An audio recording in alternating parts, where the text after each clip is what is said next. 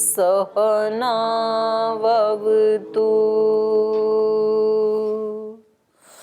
सहनौ भुनक्तु सह वीर्यं करवावहै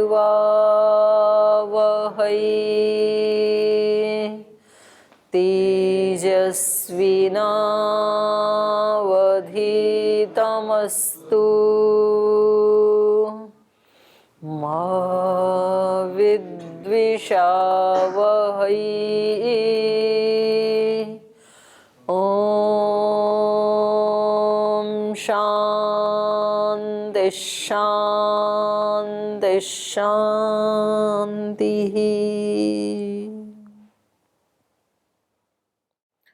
तो जैसे वेदांत दर्शन में हम ब्रह्म का स्वरूप पढ़ रहे हैं, वैसे ही योग दर्शन में भी वही प्रसंग चल रहा है। ईश्वर का स्वरूप कैसा है? पिछले सूत्रों में हमने पढ़ा, कर्म क्लेश विपाकाशयैरपरमृष्टः पुरुष विशेष ईश्वर तत्र निर्तिशयम् सर्वज्ञ बीजम् स एष पूर्वेषामपि गुरु कालेन नवच्छेदात्। और उससे अगले में बताया तस्य वाचकः प्रणवः। वो जो ईश्वर है जिसका स्वरूप हमने पिछले 3 सूत्रों में बताया, उसका वाचक, उसका नाम, उसको कहने वाला जो शब्द है वो प्रणवः, वो ओंकार है। तो प्रणव का अर्थ ओंकार कैसे हो गया? जिस नाम से स्तुति की जाती है, प्रपूर्वक नुस्तुतौ धातु से, है ना। तो प्रकर्षेण नूयते या स्तूयते, तो उसको कहेंगे प्रणव। तो वो ओम ही है, क्योंकि ओंकार के माध्यम से ही हम उसकी स्तुति विशेष करते हैं। किसी भी मंत्र के प्रारंभ में कोई भी मत पंथ संप्रदाय वाला व्यक्ति है तो उसमें ये ही ध्वनि वो प्रारंभ में इसी का ही आलंबन लेते हैं। और इतना ही नहीं, इस सारे ब्रह्मांड में भी जो ओतप्रोत है ना, जो ध्वनि, वो ये ही ध्वनि है। जैसे कुछ ध्वनियां हम दिन में सुन नहीं पाते, जैसे घड़ी की जो ध्वनि, घड़ी चल रही है तो जहां जहां गति है वहां वहां पर कोई ध्वनि है। जैसे मनुष्य भी चलता है तो उसके चलने की एक आवाज होती है ना, पर वो दिन में तो पता नहीं चलता है। या तो दिन में आप आंख बंद करके बैठे हैं और फिर कोई आपके पास से गुजरता है तो आपको एहसास होता है कि कोई व्यक्ति चल रहा है। तो ये कैसे एहसास हुआ? ध्वनि से एक ध्वनि आती है ना, पदचाप। तो जहां भी गति है वहां पर कोई ना कोई ध्वनि होती है। लेकिन वो ध्वनि हमें तब सुनाई देती है या तो वहां पर और आवाजें ना हो, और या तो फिर हम उसके प्रति एकाग्र यदि नहीं है तो भी नहीं सुनाई देगी। हम एकाग्र भी हों और कोई ध्वनि ना हो तब सुनाई देती है वो। तो अब आप सोचो कि ये सारा ब्रह्मांड गतिमान है, सूर्य घूम रहा है तो कोई तो ध्वनि होगी ना, इतना फास्ट घूम रहा है। तो जैसे पंखा फास्ट घूमता है तो पंखे की ध्वनि होती है कि नहीं? ये पंखा चलाते हैं तो होती है इसकी ध्वनि। रेलगाड़ी चलती है, मोटर गाड़ी चलती है, मनुष्य चलता है, पानी भी चलता है, तो हर जहां जहां गति है वहां वहां ध्वनि है। तो ये सारा का सारा यूनिवर्स चलायमान है। धरती घूम रही है, सूर्य घूम रहा है, चंद्र घूम रहा है, नक्षत्र घूम रहे हैं, जितने भी तारे सितारे, जितने भी मनुष्य, जितने भी प्राणी, वो सब जगह गति ही गति है, सब कुछ गतिमान है। तो उस गति से जो ध्वनि निकलती है वो गति ये ही है, ओंकार की ध्वनि। तो पीछे कुछ नासा के जो साइंटिस्ट हैं उन्होंने रिसर्च किया कि सूर्य की रश्मियां आ रही हैं तो इन रश्मियों के अंदर भी जो ध्वनि है वो ओंकार की ध्वनि है। तो दूसरे मत पंथ संप्रदायों में भी, जैसे सिख धर्म में तो स्पष्ट ही बोला गुरु नानक देव जी ने, जो कि एक ब्रह्मवेत्ता और आत्मवेत्ता महापुरुष हैं, एक ओंकार सतनाम। या इस्लाम में भी जो बोलते हैं तो वो जो ध्वनि करते हैं नमाज आदि पढ़ने से पहले, तो वो अस्पष्ट रूप से ओम की ही ध्वनि है। और हिंदू धर्म में तो जो अलग अलग मत पंथ संप्रदाय हैं वो भी ओम से शुरू करते हैं। तो ये ही ध्वनि पूरे इस ब्रह्मांड में ओतप्रोत है, ये केवल नाम नहीं है, बल्कि ये एक ध्वनि है। तो और इसको जो साधक लोग हैं समाधि में अपने चित्त को एकाग्र करके जब इसको सुनने की कोशिश करते हैं तो उन्होंने बताया कि इसी को उन्होंने कहा अनहद नाद। बाकी के जितने भी नाद हैं वो किसी न किसी दो वस्तुओं के आहत होने पर ध्वनि निकलती है। जैसे दोनों हाथ आपस में आहत हुए तो ध्वनि निकली ना। लेकिन ये ओंकार की ऐसी ध्वनि है जो अनहत, अनाहत, तो उस नाद को अनहद नाद या अनाहद नाद, अनाहत नाद ऐसे बोलते हैं। तो ये वो है। तो ये ध्वनि के रूप में भी, वाइब्रेशंस के रूप में, ये पूरे इस यूनिवर्स में हमारे आगे पीछे बाएं दाएं ऊपर नीचे दसों दिशाओं में या इससे भी ज्यादा कोई दिशाएं हो सकती हैं, तो उन सब स्थानों में पूरे आकाश में वही ओतप्रोत है। तो ये उसका संकेत है। तो अब इसके बारे में पूछ रहे हैं कि ये जो वाचक है ये प्रणव है, तो इसका कोई वाच्य भी तो होना चाहिए ना। तो कहा वाच्य है ईश्वर, प्रणवस्य वाच्य है ईश्वर है। ये जो प्रणव है, ओंकार है, इसका वाच्य ईश्वर है। अब एक प्रश्न इन्होंने पूछा, किमस्य संकेत कृतम वाच्यवाचकत्वम अथ प्रदीप प्रकाशवत अवस्थितमिति। बोले ये जो वाच्यवाचक भाव का जो संबंध है ये संकेत जन्य है या संकेत द्योतित है। तो जैसे आपने न्याय दर्शन में पढ़ा ना शब्द के बारे में, परशु और लकड़ी का जब संयोग होता है तो एक शब्द, एक ध्वनि आती है ना। तो वहां पर एक प्रश्न है जो कालातीत नाम का हेत्वाभास है। तो वहां उन्होंने पूछा कि ये जो शब्द की ध्वनि है ये परशु और लकड़ी के संयोग से उत्पन्न होता है या द्योतित होता है। दो स्थिति हो सकती है। एक तो संयोग से, जो पहले से ही था शब्द, आकाश में है ही शब्द, तो वो उससे द्योतित हो गया। तो द्योतित हो गया तो शब्द नित्य है। और यदि वो उत्पन्न हुआ है तो उत्पन्न होने वाला तो अनित्य होता है।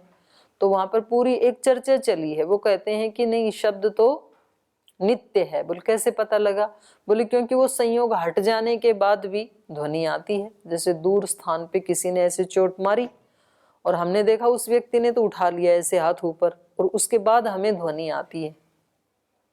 तो बोले नित्य थी तभी तो आई, क्योंकि वो तो ध्वनि जैसे ही वो ऐसे गिरा उसी समय उत्पन्न हुई, और क्योंकि क्रिया हमेशा क्षणिक होती, वो तो नष्ट हो गई। तो अगर तो वो अनित्य होता तो सुनना नहीं चाहिए था। तो ऐसे से वहां लंबा प्रसंग चलता है कि ये शब्द जो है ये इस ध्वनि से द्योतित हो रहा है या उत्पन्न हो रहा है।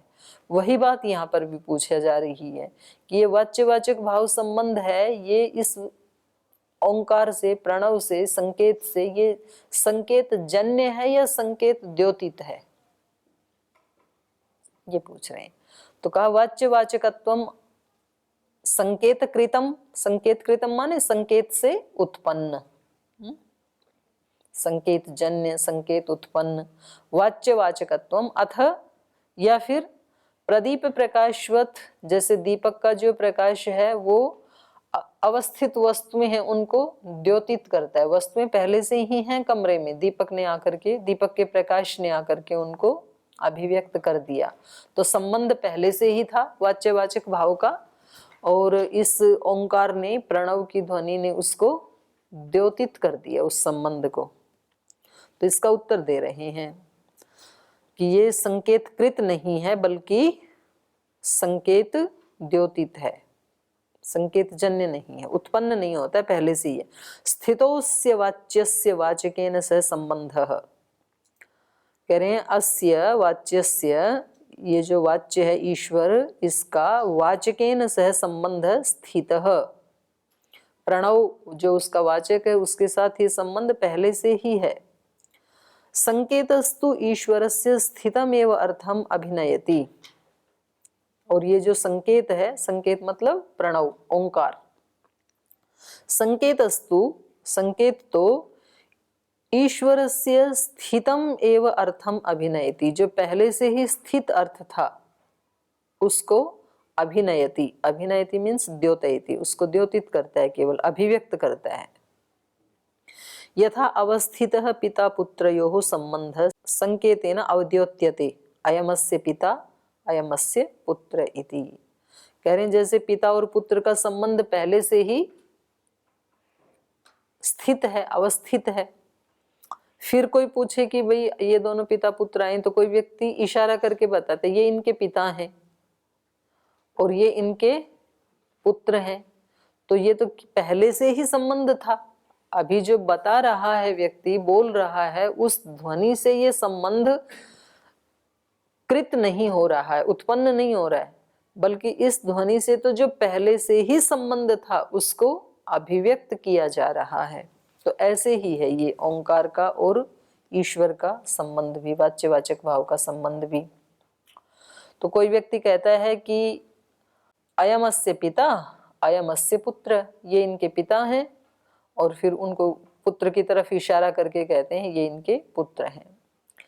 और कह रहे हैं सर्गांतरेषु अपि वाच्यवाचक शक्त्यपेक्षस्तथैव संकेत क्रियते।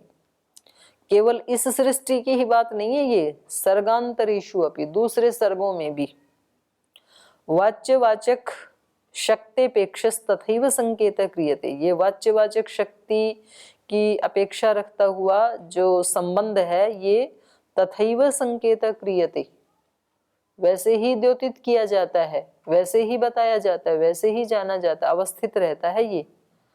तो किसके द्वारा संकेत क्रियते, कौन संकेत करता है सर्गांतरों में? जैसे इस सृष्टि में हम इसको जान रहे हैं कि वाच्यवाचक भाव का संबंध है ईश्वर और प्रणव के बीच में, ऐसे इन्होंने कहा सर्गांतरेषु अपि वाच्यवाचक शक्त्यपेक्षस्तथैव संकेत क्रियते। केन क्रियते? ईश्वरेण, क्योंकि वेद तो होते ही नहीं है, वेद तो ईश्वर का ही ज्ञान है ना। तो सृष्टि के आदि में संकेत कौन करेगा? ईश्वर करेगा। हाँ, तो हर सृष्टि के आदि में ये वाच्यवाचक भाव के संबंध का संकेत ईश्वर के द्वारा किया जाता है। तो ये पहले से ही अवस्थित है, केवल इस सृष्टि में ही अवस्थित है ऐसा नहीं, सदा सदा से अवस्थित है। और सदा सदा, सर्गांतरेषु माने बीत गई वो भी और आने वाली हैं वो भी, उन सब में भी ये अवस्थित रहता है। तो पहले भी ये संकेत किया गया और आगे भी किया जाएगा, ये अर्थ है इसका। संप्रतिपत्ति नित्यतया नित्य शब्दार्थ संबंध इति आगमिनः प्रतिजानते। तो कह रहे हैं संप्रतिपत्ति नित्यतया, ये जो संप्रतिपत्ति है, संप्रतिपत्ति मतलब ज्ञान, इस बात का वाच्यवाचक भाव संबंध का ज्ञान, या हर सृष्टि में ये वाच्यवाचक भाव का जो संबंध है, व्यवहार है, ये नित्य रहता है। तो ये व्यवहार की जो परंपरा है, क्योंकि यहाँ पर स्त्रीलिंग लिया ना, संप्रतिपत्ति नित्यतया, नित्येन ऐसे नहीं कहा ना, तो इसलिए कहा कि समान रूप से व्यवहृत ये जो परंपरा है, इस परंपरा के नित्यतया, नित्य होने से, वाच्यवाचक भाव के संबंध की ये परंपरा सृष्टि के सभी सर्गों में समान होने से, नित्य शब्दार्थ संबंध है, परंपरा नित्य है, वाच्यवाचक भाव संबंध नित्य है, तो शब्दार्थ संबंध भी नित्य है। इति आगमिनः प्रतिजानते, ऐसा आगमिनः, आगम प्रमाण को जानने वाले लोग, आगम को जानने वाले या तो आगम प्रमाण को अनुभव करने वाले, दोनों, तो वो सब ऐसा जानते हैं।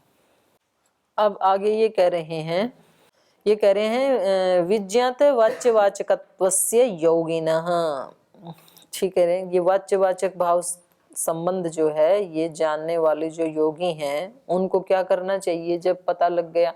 अब यहाँ पर योगी वो व्याकरण वाला योगी है, जिसने योग मार्ग पे चलना शुरू किया वो भी योगी, और जिसने योग को सिद्ध कर लिया वो भी योगी। तो यहाँ पर कौन से योगी का कथन किया जा रहा है? जो अभी साधक है, जो मार्गारूढ़ है, उसके लिए कह रहे हैं विज्ञात वाच्यवाचकत्वस्य योगिनः, जिन्होंने इस संबंध को जान लिया है उन योगियों को क्या करना चाहिए? तज्जपस तदर्थ भावनम, तज्जपः उसी का जप करना चाहिए। तो तत् से किसका ग्रहण होगा? प्रणव का, पिछले सूत्र में जो था। तो उस प्रणव का ही जप करना चाहिए और तदर्थ भावनम, और उसी के अर्थ की भावना करनी चाहिए। तो अब ये अर्थ की भावना में हमने क्या सोच लिया कि जैसे ही हमने ओम बोला तो हमने जो अवधातु है उसके जो अर्थ हैं उनको सबको हमने रट लिया, और फिर हमने उनको अपने दिमाग में एक एक को वो अवरक्षण गति कांति प्रीति वो सारा सारा रट के और उसकी भावना करना शुरू किया। और फिर हमने ये सोच लिया कि भाई हम तो तज्जपस तदर्थ भावनम, जैसे जप करते हैं वैसे अर्थ की भावना कर रहे हैं, ऐसा हम सोच लेते हैं। वो भाव नहीं है इसका, वो तो शब्द का एक दूसरा शब्द आ गया शब्द के स्थान पे। शब्द तो शब्द ही है ना, लेकिन चाहे आप ओम कहें या रक्षा करने वाला कहें तो दोनों ही शब्द ही हैं। तो उस अर्थ की बात नहीं कर रहे हैं यहाँ पर। ये तो कौन से अर्थ की बात कर रहे हैं? ये उस अर्थ की बात करें, एक लड्डू शब्द बोला और एक मुंह में डाल लिया, तो वो जो मुंह में डाल लिया उस अर्थ की बात करें। उससे आपको मीठेपन का भी एहसास होगा, पेट भी भरेगा, तो वो उसका असली अर्थ है जो मुंह में डाला जा रहा है। तो यहाँ पर भी अर्थ का मतलब है कि हमारे को वो अनुभूति हो। जैसे ही ओम शब्द बोला तो हमें ये अनुभूति हो कि हम उस विराट सत्ता के साथ जुड़ गए हैं, अब वो हमारे सामने है, उसका एहसास, उसकी अनुभूति। जब मैं आपके सामने बैठ के पढ़ा रही हूं तो आपको एहसास है ना मैं बैठी हूं, ऐसे ईश्वर की अनुभूति हो साधक को, वो कह रहे हैं। बताओ। ओम दीदी प्रणाम। जैसे हम गायत्री मंत्र जाप करते हैं तो फास्ट करते हैं, तो अर्थ भावना जैसे कह रहे हैं, तो जैसे हम शब्द से शब्द का मतलब व्याख्या करते हैं कि ओम भूर्भुवः स्वः करके, तो रक्षा करने वाले हैं, सुखदायक है करके। तो जैसे आप कह रहे हैं कि जो लड्डू का जो मिठास होता है वो अर्थ होता है, तो हम जो फास्ट करते हैं उसमें तो फिर वो वाला अर्थ नहीं आ पाएगा, वो मिठास वाला जो अर्थ होता है वो जल्दी से नहीं आता है। फिर एक ही शब्द को मतलब बिल्कुल आता है। एक बार अनुभूति में लाने के लिए तो देखो चित्त को एकाग्र तो करना ही पड़ेगा। आप कितनी भी फास्ट अपनी माँ से बात कर रही हैं जी, लेकिन माँ की जो ममता मातृत्व है वो उसी समय फास्ट बात करते समय अनुभूति होती है कि नहीं होती? होती है। जब वहां हो सकती है तो यहाँ क्यों नहीं हो सकती है? गायत्री से बात करते समय भी होनी चाहिए ना, पर क्योंकि एक बार जानी तब तो हो। क्योंकि माँ को एक बार जान लिया, जब आप घर में थे तो आपने जान ही लिया माँ को, तो अब आप कितने भी फास्ट बात करें, कितनी भी स्लो करें, या बात फोन पे भी ना करें तो भी कनेक्शन आप जोड़ लेते हैं, क्योंकि आपने एक बार प्रत्यक्ष देखा है माँ को। तो एक बार यदि प्रत्यक्ष अनुभूति हो जाए उसकी, अपने अस्तित्व की या ईश्वर के अस्तित्व की, तो कोई दिक्कत नहीं। फास्ट करो, स्लो करो। तो एक ही अर्थ को जैसे आप रक्षा करने वाले हैं करके हम भावना करते हैं तो एक ही शब्द होता है, फिर माला आगे बढ़ जाती है, वो फिर अगला वाला जो भाव है वो नहीं आ पाता है। फिर तो उसको कैसे फील करके दूसरे शब्दों की भीड़ को हटाने के लिए तो ये शब्द ठीक है, एक शब्द जी, लेकिन है तो ये भी शब्द ना। तो फिर मतलब इसके अर्थ की भावना का मतलब तो ये है कि इसको भी हटाना पड़ेगा। जब अर्थ ही रह जाए, शब्द चला जाए, तो वो पूर्णता होगी फिर आपके जप की। लेकिन वो पहले दिन तो नहीं होगा। अब उसके लिए जितने हमारे संस्कार हैं, चित्त की अशुद्धि है या प्रमाद है, उसको जो भी कहें, एकाग्रता की कमी है, अलब्ध भूमिकत्व कहा जिसको अभी पढ़ेंगे हम अंतराय में, तो तब तक तो ये बाधा आएगी ही। जैसे अग्नि सारे कूड़े करकट को जलाती है, सारा कूड़ा इकट्ठा करते हैं फिर अग्नि लगा देते हैं हम वहां पे, तो ठीक है बाकी का कूड़ा या कोई वस्तु तो नहीं रही, उसमें पेपर भी थे, चप्पल भी थे, लकड़ी भी थी, जो भी था, बहुत सारी चीजें थी, उन सब का तो अभाव कर दिया अग्नि ने। पर अग्नि तो है ना। तो अब ये अग्नि किससे खत्म होगी? किसी से नहीं, ये अपने आप ही शांत हो जाएगी थोड़ी देर के बाद। जब इसको और कुछ जलाने को नहीं मिलेगा ना, तो ये खुद भी शांत हो जाएगी। तो जो आप जाप कर रहे हैं ओंकार का या गायत्री का, इसने दूसरे विचारों को, दूसरी वृत्तियों को तो रोक ही दिया, कम से कम एक ही बची ना। और उसमें भी आप गहरे उतरते चले जाओगे तो ये भी अपने आप ही शांत हो जाएगा। फिर ये विचार और ये शब्द वाला और इसके अर्थ से आपकी मुलाकात हो जाएगी, क्योंकि वो है ही वहीं, जहां आप है वहीं वो ही है, तो हो जाएगा ऐसे।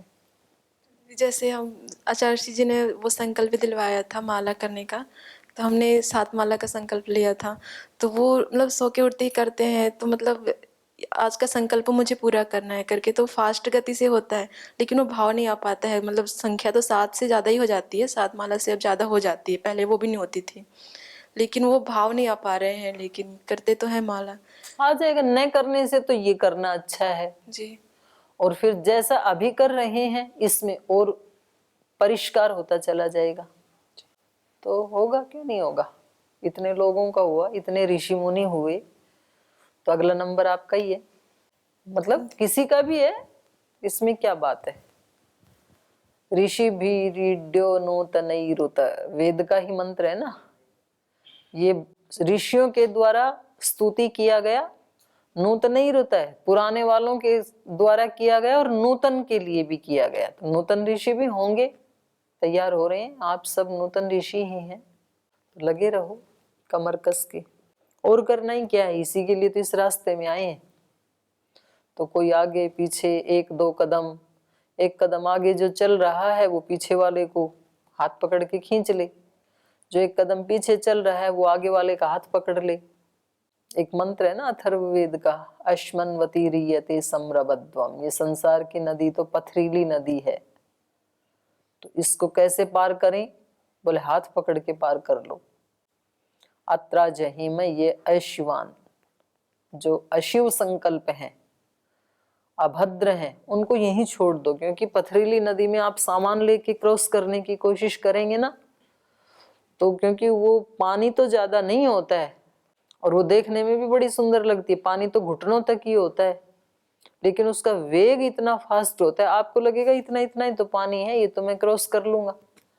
पर वहां पर जब पैर उखड़ते हैं, एक तो वो स्लिपरी होते हैं, पत्थर पथरीली है तो नीचे वो जम जाते हैं ना काई, और दूसरा उसका वेग इतना है कि आप लुढ़क जाएंगे और आप फिर संभल नहीं पाएंगे, तो उसको पार करना बहुत कठिन होता है। तो क्या करते हैं, तो एक चेन बना लेते हैं हाथ पकड़ के, फिर आराम से उसको पार किया जा सकता है। तो इस संसार भी ऐसा ही है, संसार में जिनका एक लक्ष्य है, ऐसे साधक एक जगह इकट्ठे होके एक दूसरे की सहायता करें, हेल्प करें।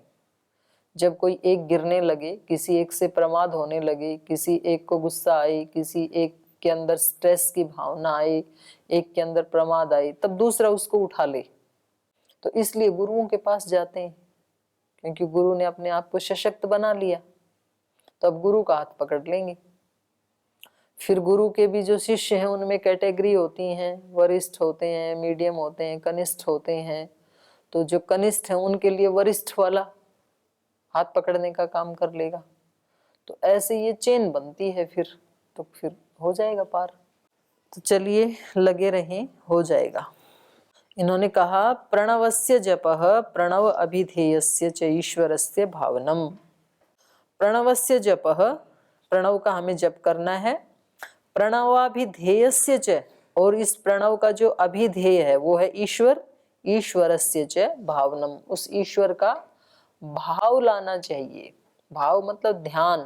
तो जैसे हम अपने माता पिता से बात करते हैं तो वो माँ का भाव आ जाता है, माँ का ध्यान आ जाता है हमारे चित्त में। ऐसे ही जब भगवान से बात कर रहे हैं, आपने बोल तो दिया सर्वरक्षक, तो ये भाव तो आना चाहिए ना कि देखो कैसे कैसे रक्षा मेरी की है जीवन में उसने, और कैसे कैसे सब प्राणियों की कर रहा है। जिसको मैं मेरा शत्रु माना उसकी भी रक्षा कर रहा है वो, तो उसकी रक्षाओं को हम फील करें, उसका एहसास हो हमें, केवल बोले बोले नहीं। किस किस रूप में रक्षा करता है वो, केवल हमें सुख दिए वो ही रक्षा थोड़ी है। जब जब हमारे को कोई कष्ट मिला, कोई शिक्षा मिली, कोई परेशानी से निकले, वो भी तो रक्षा ही है कि उस समय अगर मेरे को ये दंड नहीं मिलता तो मेरी रक्षा नहीं हो पाती। उस दंड ने मेरी रक्षा की, उस कष्ट ने मेरी रक्षा की, उस समय उस व्यक्ति ने मेरी रक्षा की, उस विचार ने मेरी रक्षा की, उस समय मैंने अपने हृदय में वो भाव बना के रखा, उस भाव ने मेरी रक्षा की। तो कितने रूपों में रक्षा करता है ईश्वर। और स्थूल रक्षाएं हैं वो तो सबको दिखाई देती ही हैं, पंचभूत के माध्यम से रक्षा। इतने जो देव हैं हमारे, मूर्त और अमूर्त, उनके माध्यम से रक्षा। फिर हमारे ही शरीर में कितने सारे हमारे अंग प्रत्यंग, हमारे भाव विचार, तो ऐसे अनंत है उसकी रक्षा के स्रोत। तो एक आप ओम सर्वरक्षक, सर्वरक्षक के ऊपर भी चिंतन करने लगेंगे तो वर्षों बीत जाएंगे, उसमें से और निकलता जाएगा, क्योंकि एक कण भी यहाँ पर अपने आप में अनंत है और पूर्ण है। पूर्णमद पूर्णमिदम। एक कण का भी तो रहस्य जानना अपने आप में पॉसिबल नहीं है। पूरे शरीर की तो बात ही छोड़ो, इसका एक अंश जो एक परमाणु है, उस परमाणु को भी जानना, सब कुछ अनंत है और वो पूर्ण है अपने आप में। तो इसलिए कह रहे हैं कि जब जप करते हैं, और जप केवल बैठ करके ही किया जाता है ऐसे भी नहीं है, सब काम करते हुए व्यक्ति का, क्योंकि जप का मतलब क्या कहा इन्होंने, तज्जपस तदर्थ भावनम। तो आप शरीर के माध्यम से जप कर सकते हैं, आप अपनी क्रिया के माध्यम से जप कर सकते हैं, आप अब पढ़ाई कर रहे हैं तो ये पढ़ाई भी आपका जप हो सकता है, क्योंकि हर जगह जब आप ईश्वर को केंद्र में रख करके सब कुछ करते हैं तो वो जप ही हो जाता है फिर। लेकिन यहाँ पर ओंकार के जप की, वाचिक जप की बात कर रहे हैं। और फिर वाचिक जप के साथ साथ भी उस दिन आप लोग नहीं गए थे उधर, वो जो अपने आए थे वरखेड़ी जी, तो वाणी के भी 4 भाग बताए हैं ना, परापश्यति, मध्यमा, बैखरी। तो ये जप के भी 4 भाग हो जाएंगे फिर। तो इसके जितने भी आप गहराई में जाते जाएंगे वहां आपको और ज्यादा गहरा, और ज्यादा गहरा मिलता ही चला जाएगा, कितने भी आप गहरे जाएं। प्रणवस्य जपः प्रणव अभिधेयस्य च ईश्वरस्य भावनम तदस्य योगिनः प्रणवं जपतः प्रणवार्थं च भावयतः चित्तम एकाग्रम संपद्यते। अस्य योगिनः, इस योगी का, प्रणवम जपतः, प्रणव का जप करते करते, सबसे पहले क्या होगा, प्रणव का जप करते करते और प्रणवार्थम च भावयतः, और उस प्रणव के अर्थ की भावना करते करते, चित्तम एकाग्रम संपद्यते, चित्त एकाग्र हो जाएगा। पहला इसका जो लाभ होगा, जैसे इन्होंने, आपने पूछा ना कि भाई ऐसे कर रहे हैं तो कुछ अनुभूति तो होती नहीं अर्थ उर्थ की, तो चित्त तो एकाग्र हो गया ना, बाकी वृत्तियों से हटके एक वृत्ति पे तो आ गया। एका वृत्ति अग्रा यस्य चित्तस्य, उस चित्त को क्या कहेंगे, सचित्त एकाग्र चित्तः। तो ये एक श्लोक है, इसको फिर कल पढ़ेंगे, आज ही विराम लेते हैं।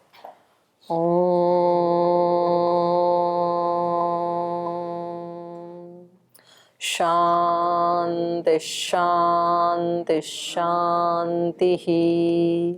श्री गुरुभ्यो नमः।